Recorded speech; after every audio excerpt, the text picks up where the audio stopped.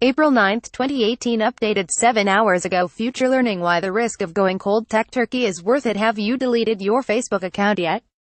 Apparently people are leaving Facebook in droves after they learned that Cambridge Analytica used Facebook user data to micro-target swing voters in the 2016 Brexit referendum in the United Kingdom, and presidential election in the United States. Elon Musk, Will Ferrell and even our Privacy Commissioner John Edwards have cut their ties with the social media giant. The success of the exodus depends on how many users are prepared to gamble on the social costs associated with leaving Facebook. These costs aren't trivial. Musk and Ferrell may be able to easily delete their accounts, but for anyone without a publicist, Facebook remains a critical way to stay connected to the rest of the world.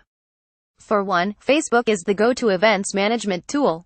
Scores of students use Facebook to set up study groups and share notes, young parents use it to set up support groups, and activists to organize rallies. As Facebook is often the only way these activities or events are coordinated, deleting Facebook makes it much more difficult to participate in social or civic activities. You can't show up to an event if you didn't know it was on. There are other factors too. Social media scholar Laura Portwood-Stacer suggests men find it easier to disconnect, as women carry the cultural baggage of traditionally managing the social calendar. People who depend on social capital for their livelihood will also find it difficult to leave. Facebook is crucial for business and brands. The social media giant is still the biggest attention marketplace in town. And then there are those who are applying for jobs.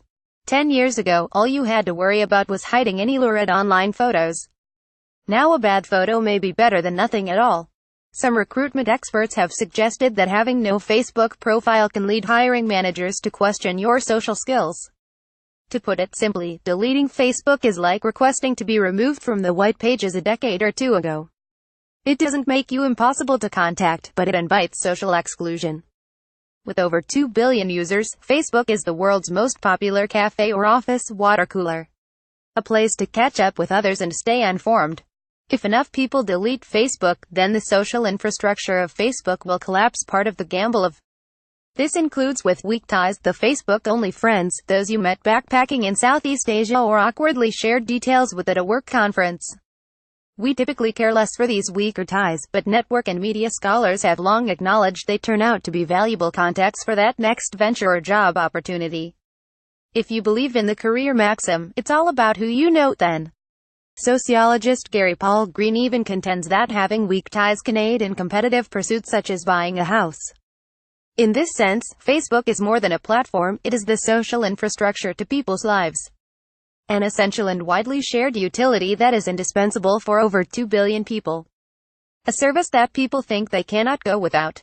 But here's the thing, Facebook isn't infrastructure like electricity, water, or even Wi-Fi. It's social infrastructure, meaning its value depends entirely on how many people are on it. In fact, Facebook's entire business model relies on it being more popular than any other social network. If enough people delete Facebook, then the social infrastructure of Facebook will collapse. Facebook will no longer be the prime information exchange, events board or marketplace. The social costs of not being on Facebook will disappear. And if a sufficient number are brave enough, the collective benefits of being Facebook-free will soar. If the exodus reaches a tipping point, Facebook will fade from a bustling town square into an antiquated pub.